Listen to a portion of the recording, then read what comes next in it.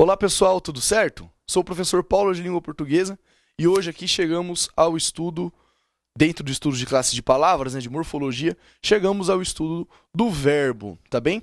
Nessa primeira parte, da aula de verbo, depois a gente vai ter uma segunda aula, nós falaremos mais sobre a identificação do verbo, a definição, o que é um verbo e ainda das possíveis classificações do verbo regular, verbo irregular, como identifico isso dentre as formas verbais, ok? Bom, gente, seguinte, eu costumo dizer que o verbo é a palavra, é o termo que mais traz informação pra gente. De todas as classes de palavras, substantivo, adjetivo, advérbio, conjunção, preposição, o verbo é o que mais traz informações com um termo, com uma palavra só, tá?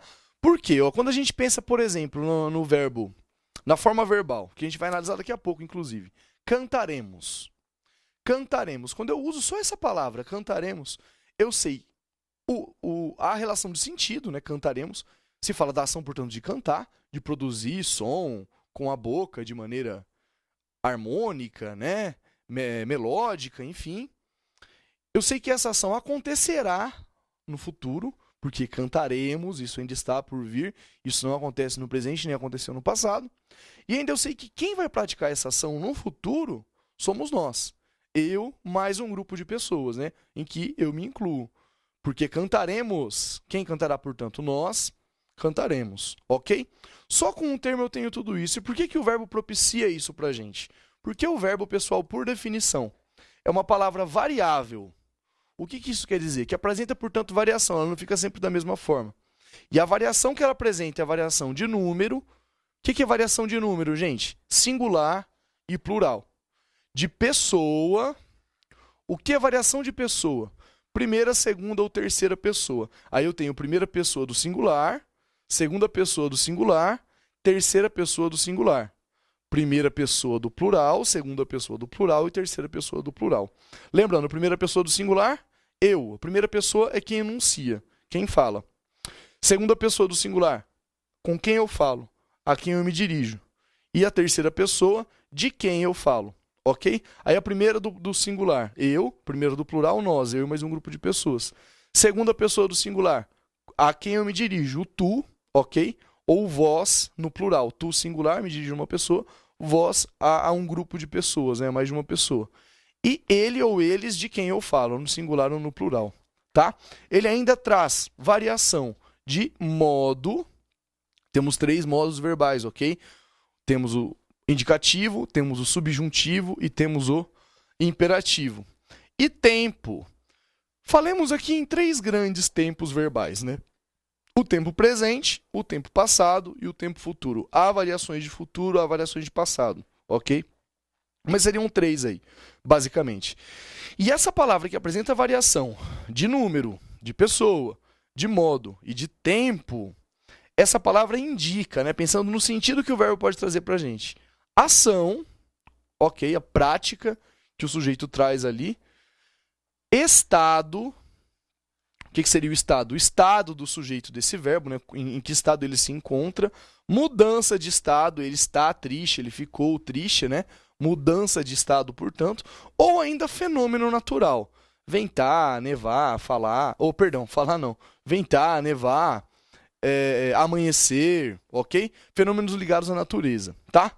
Bom, então, definição de verbo. Palavra que indica ação, estado, mudança de estado ou fenômeno natural. E ainda essa palavra apresenta variação de tempo, de modo, de pessoa e de número, ok?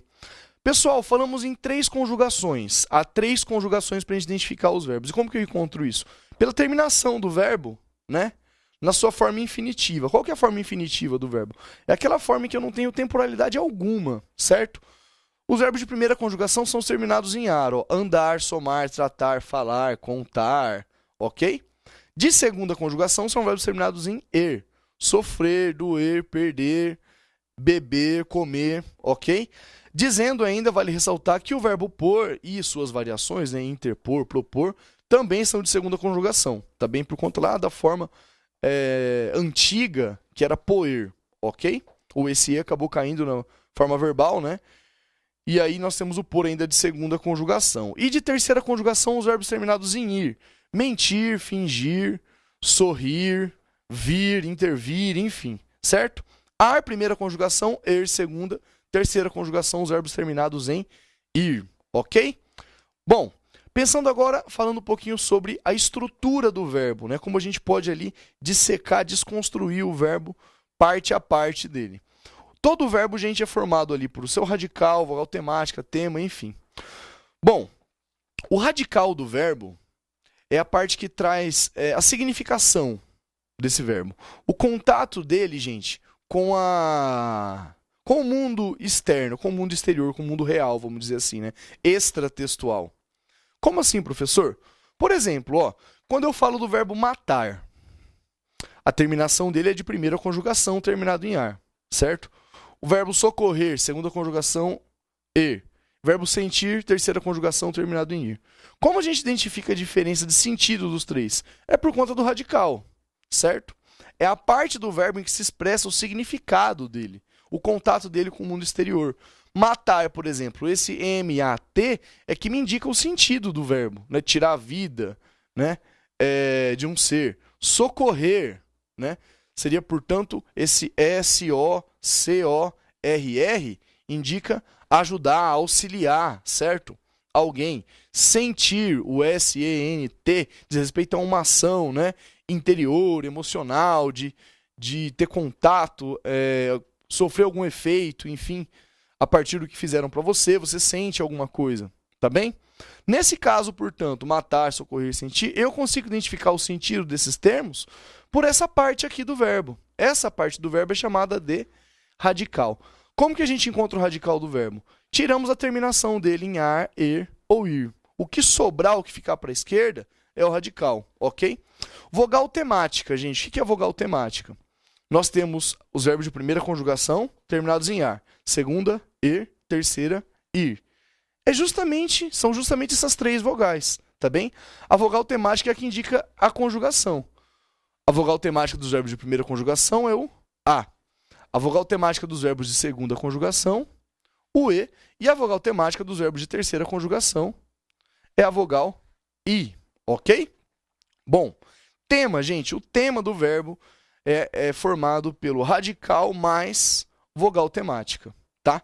Ou seja, essa partezinha aqui mais a vogal temática. Vejamos aqui, ó. Viveremos e sorri-se. Duas formas verbais aqui. Uma de segunda conjugação do verbo viver e a outra de terceira conjugação do verbo sorrir. Viveremos. Viver. Qual seria, portanto, o radical? Tiro a terminação, né? De segunda conjugação ER, fico com V, I, V, radical. E a vogal temática, qual seria? De segunda conjugação E. Portanto, qual é o tema dessa forma viveremos? Vive. O que nós temos aqui? Radical mais vogal temática, ok? Isso compõe o tema. Sorri-se. Olha só, sorri-se. O verbo sorrir, um verbo de terceira conjugação, terminação em ir. Qual seria o radical dele? Tiro essa terminação. Retiro essa terminação em ir, fica S-O-R-R. Mais a vogal temática, qual que é o tema, portanto? Sorri-se. Professor, em todas as formas verbais, eu consigo identificar o radical mais a vogal temática? Não. Por que não? Porque nem todos os verbos vão obedecer sempre a mesma regra para conjugação. Tá? Alguns verbos mantêm sim essas formas, outros verbos não mantêm. Alguns mantêm em alguns tempos verbais, em alguns modos, outros não. Mas a grosso modo, o que a gente tem que saber até aqui? O radical é essa partezinha que não tem a terminação ar, er, ir e que tem a significação do verbo, ok? A vogal temática é a que indica a primeira, segunda ou terceira conjugação, a, e ou i, e o tema junção de radical mais vogal temática. Ok? Desinências verbais agora. Gente, o que é a desinência verbal? O que vem depois do radical. A desinência verbal tem uma função de indicar para a gente a pessoa, portanto, quem está falando, eu, tu ou ele, e ainda o número, né? A gente sabe se sou eu ou nós, se é tu ou vós, se é ele ou são eles que falam. Então, primeira, segunda ou terceira pessoa do singular ou do plural. Ainda as desinências indicam modo e tempo. Se o verbo está no modo indicativo, subjuntivo ou imperativo, ou ainda no presente, no passado ou no futuro. Essas desinências, portanto, elas trazem aqui terminações que nós chamamos na língua portuguesa de morfemas. O que é um morfema? É a unidade mínima significativa, tá bem? Ali dentro da palavra. Que indicam flexão, né? Que indicam essa mudança do verbo, do cantar para o cantaremos. Como que eu sei que está no futuro? Por conta de uma partezinha dele, do re, né? Se fosse no pretérito imperfeito, não seria cantaremos, cantávamos, né? Não cantamos mais, cantávamos. Se fosse no presente, cantamos. O re não está presente aqui, não aparece aqui, né? Somente no futuro. Então indicam flexão de modo e tempo e flexão de número e pessoa, tá? As flexões de número, portanto, como já falei para vocês, singular e plural, pessoa, primeira, segunda e terceira, os três modos, indicativo, subjuntivo e imperativo, os três tempos maiores aqui, né? Pretérito, presente e o futuro. E aí nós chamamos, gente, olha só, essa partezinha do meu verbo que me indica a referência de número e pessoa, portanto, aqui dessa primeira parte, nós chamamos de desinência número pessoal. Já a partezinha do meu verbo que me indica a referência de tempo e modo, de desinência modo temporal. Ainda, gente, vale salientar que há três possibilidades, três formas verbais, que são chamadas de formas nominais, né? Por que formas nominais? Porque nessas construções, o verbo não tem referência de pessoa, não tem referência, não tem alteração de tempo, presente, passado ou futuro, não tem alteração de modo, subjuntivo, indicativo ou imperativo. Mantém-se como um nome o verbo. Que três formas são essas? O infinitivo, cuja terminação é em R, né? Que a gente já falou aqui, falar, cantar, pedir, chorar. O gerúndio, que tem aquela terminação em NDO, falando, cantando, pedindo, chorando. E ainda o particípio passado, que tem a terminação em ido ou ado, né? Falado, pedido, bebido, sorrido, enfim, ok? Essa desinência, essa terminação em R, que indica o infinitivo, em NDO, o gerúndio, DO, o particípio passado, nós chamamos de desinência verbo nominal. E é a primeira que a gente analisa aqui, ó, olha lá em cima. Formas nominais do verbo: fingir, fingindo e fingido. Fingir, como eu sei que esse verbo está no infinitivo? Por conta da sua terminação em IR aqui. Fingindo, como eu sei que esse verbo está no gerúndio, que está aqui embaixo? Por conta da sua terminação em NDO. E fingido, como eu sei que esse verbo está no particípio passado? Por conta de sua terminação em IDO. Ido, ok? Bom, analisaremos aqui agora essa forma verbal, o cantaremos, que eu já tinha falado para vocês desde o início da aula, né? Olha só como a gente vai aqui desmembrar agora cada partezinha desse verbo. Olha, cantaremos. Quando eu falo para você, cantaremos, eu sei da ação de cantar, eu sei que isso acontecerá no futuro e eu sei que nós cantaremos. Como que eu tenho tanta informação assim numa palavra só? Vejamos. Por que eu sei que a ação é de cantar, ok? De produzir voz de maneira melódica, né? Cante, aqui. É o radical, é o que me traz essa informação. Radical é aquela partezinha do verbo que eu retiro a terminação em ar, er e ir, o que ficar para o lado esquerdo é o radical. Do verbo cantar é o cante, ok? Olha a vogal temática, gente. Qual que é a vogal temática? É aquela que indica a conjugação do verbo. Cantar é de qual conjugação? Primeira conjugação, terminação em ar, ok? Vogal temática, portanto, é o ar.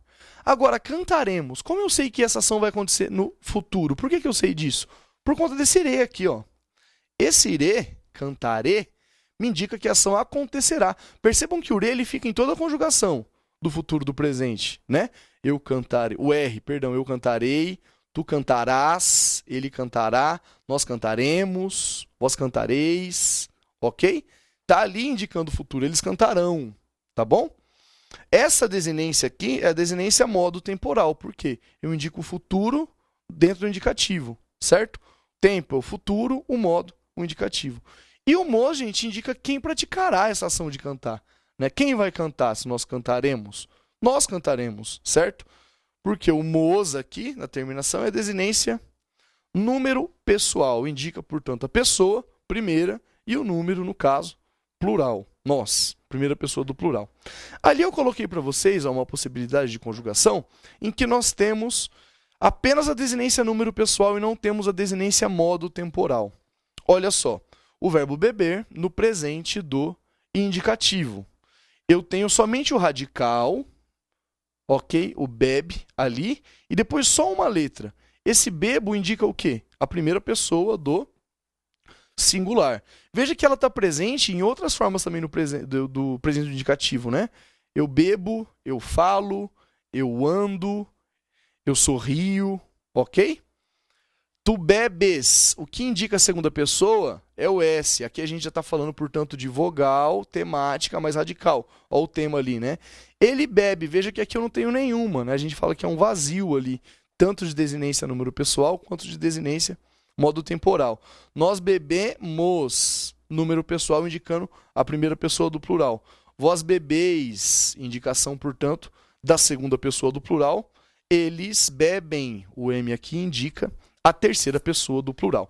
Nesse caso, portanto, aqui, no verbo do presente do indicativo, nós não temos referências modo temporais, né? Só há referências número pessoais, ok? Bom, pessoal, agora quanto à classificação dos verbos, certo? Um verbo pode ser, ó, nesse primeiro slide aqui a gente vai ver 3 possibilidades: o verbo regular, o verbo irregular e o verbo anômalo. Sempre que a gente fala em algo regular, o que isso significa? É o que obedece a uma regra.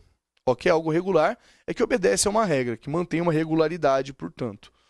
Quais são os verbos regulares? Aqueles verbos que não apresentam mudanças nem no radical, nem nas desinências. Ele obedece ao mesmo modelo de conjugação sempre.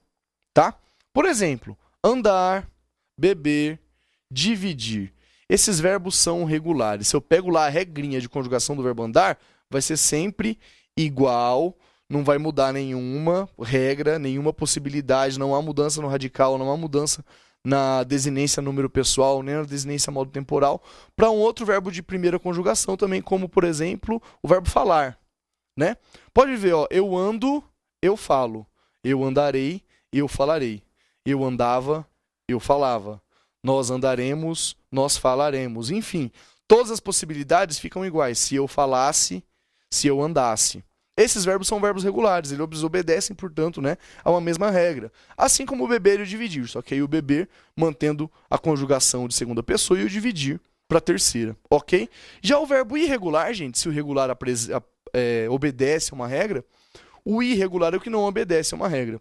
Ele traz transformações tanto no radical quanto nas desinências, certo? Pode ser uma transformação no radical, pode ser uma transformação na desinência. Por exemplo, ó, fazer.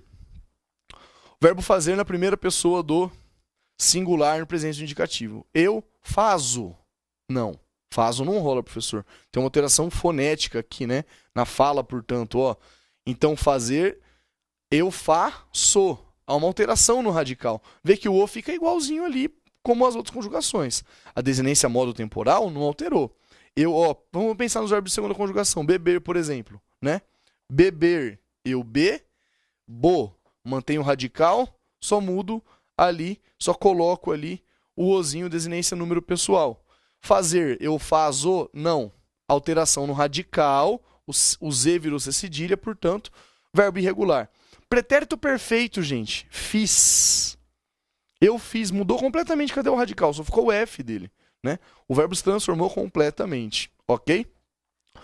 O verbo querer, né? No pretérito perfeito, quis, alteração, assim como no caso do fiz, tanto no radical quanto na desinência. E a melhor forma da gente perceber se o verbo é irregular ou não é justamente conjugar ele no pretérito perfeito, né? Se ele apresentar mudanças no pretérito perfeito, vai ser um verbo irregular, tá? Anômalo agora, gente. Há 2 verbos anômalos apenas na língua portuguesa. O que seria algo anômalo? É o que apresenta anomalia. O que seria isso? Uma mudança completa, certo? Tanto no radical quanto nas desinências. Vejamos, ó. Apresenta radicais diferentes. Quais são esses 2 verbos? O verbo ser e o verbo ir, ok? Ou o verbo ser no presente indicativo. Eu sou, tu és. Olha a mudança. ES, S ou U, né? Desde o início, o ser, qual que é o radical do ser? Como que eu isolo? E do ir, né? É só uma terminação, professor, não dá para fazer? Então, porque são verbos anômalos. Anômalos, perdão. são verbos que apresentam anomalia, certo? Uma mudança única ali que somente eles vão ter, tá? São dois casos especiais dentro da língua portuguesa. A anomalia foi tão grande que até eu me embananei aqui, né? Ó, eu sou, tu és, ele é. O verbo ir, eu fui, nós fomos. Aliás, aqui o ser também, né? Eu fui uma pessoa feliz, nós fomos felizes quando moramos em tal lugar. E o verbo ir tem a mesma conjugação também, né? Ó. No presente, eu vou, tu vais, ele vai. Olha aqui o verbo ir no pretérito perfeito. Eu fui, nós fomos, ele foi à praia. Eu fui, nós fomos, ele foi feliz no ano passado. Esses verbos que apresentam, portanto, uma completa mudança, tanto no radical aqui, quanto na desinência, são os chamados verbos aí anômalos, ok? Continuando, gente. Verbos defectivos e verbos abundantes agora. O que é um verbo defectivo? Ele não possui todas as formas verbais em determinado tempo e modo, certo? Por exemplo, ó, o verbo abolir no verbo de terceira conjugação. No presente indicativo, ele só tem duas formas. Abolimos e abolis. Como assim, professor? Não tem o eu abolo, eu abulo, tu aboles, tu abules? Não, não tem. Não tem. Só tenho primeira pessoa do plural, nós abolimos, e segunda pessoa do plural, vós abolis. Essas duas formas são formas chamadas de arrisotônicas. O que é isso? Nós temos formas verbais risotônicas e formas verbais arrisotônicas. Nas risotônicas, a vogal, a sílaba tônica do verbo está dentro do radical. Nas arrisotônicas, a sílaba tônica está fora. Por exemplo, em abolimos, qual é a sílaba tônica? Abolimos, no li. Abolis, qual é a sílaba tônica? No lis, portanto, fora do radical. Se a gente fosse conjugar essas primeiras, né? A primeira pessoa do singular, por exemplo, eu abulo, abolo, não dá. A tônica estaria dentro do radical, seria uma forma risotônica, eu não conseguiria conjugar, ok? Já o verbo abundante pessoal, e tem outros verbos além do abolir, tá? Que são verbos defectivos, sim. Nós não vamos aqui falar de uma lista aqui que seria pouco produtivo pra gente, na verdade, tá? Bom, abundante é aquele verbo que apresenta mais de uma forma, mais de uma possibilidade de escrita, ok? Para uma mesma referência, modo temporal, e uma mesma referência número pessoal ou nominal. Como assim, professor? Eu tenho mais de uma forma, por exemplo, de pretérito perfeito, de pretérito perfeito indicativo, que seja, né? Mais de uma forma, portanto, modo temporal, nesse caso. E número pessoal, sei lá, esse caso aqui, ó, requerer. Eu tenho mais de uma forma, eu tenho mais de uma possibilidade de escrita do verbo requerer para a terceira pessoa do singular no presente indicativo. Portanto, modo temporal, presente indicativo. Número e pessoa, terceira pessoa do singular. Eu tenho mais de uma possibilidade de escrita. Ó. Ele requer, está certo. Ele requer, também está certo. As duas formas existem, por isso que a gente chama de abundante. Eu tenho mais de uma possibilidade de escrita para uma única referência. Tá? O mesmo acontece aí muito com vários verbos da nossa língua, do nosso idioma, em uma forma nominal, né? Que é o particípio passado. Eu tenho mais de uma forma de particípio passado, por exemplo, do verbo entregar. Ó. Eu posso dizer entregado e entregue, morto ou morrido, limpo ou limpado, enfim. Professor, mas eu não posso dizer entregado? Pode sim. Inclusive, atenção a essa regra, hein? Quando eu uso a forma regular, terminada em DO, e quando eu uso a forma irregular, que aí eu não tenho uma terminação específica, né? Se eu tiver como verbo auxiliar o verbo haver ou o verbo ter, eu uso a forma regular. Portanto, eu tinha entregado, eu havia entregado. Mas se eu usar como verbo auxiliar o ser ou o estar, aí eu já uso a forma irregular. Então, o pacote, a pizza foi entregue, né? A encomenda estava entregue, não estava entregada, não foi entregada. Ok? Bom, gente, chegamos agora aqui finalmente aos verbos pronominais. Quais são os verbos pronominais? Aqueles que vêm acompanhados de pronome pessoal oblíquo. Quais são os pronomes pessoais oblíquos? Me, te, se, nos, vos e se também, para a terceira pessoa do plural. E eles se tornam parte integrante do verbo, tá? Eu não isolo, portanto, ele do verbo. Exemplos de verbos pronominais aqui, ó. Enganar-se, eu me enganei, de novo. Eu uso o verbo enganar já com esse pronome aqui juntinho dele, né? Eu me enganei, não eu enganei. Só se eu enganar outra pessoa, ok? Suicidar-se. Suicidar-se. O que seria suicidar-se? A pessoa se matar, né? Vejam que eu não uso o verbo suicidar-se sem o pronome nunca, faz parte dele, né? Eu não tem como suicidar um outro indivíduo, uma outra pessoa, né? Embora na nossa história recente até do país, enfim, caso tristíssimo do Vladimir Herzog, que foi provado há pouco tempo, né? Que ele não tinha cometido suicídio, que os militares, né, tinham matado lá, enfim, na ditadura, ok? Então, suicidar-se, esse ser é parte integrante do verbo. Esquecer-se, mesma coisa, o ser faz parte ali, né? Esquecer o se de alguma coisa, enfim. Nesses casos aqui, gente, o pronome integra o verbo, tá ok? Bom, pessoal, ficamos por aqui por enquanto com nossos estudos de verbos. Até a próxima, valeu!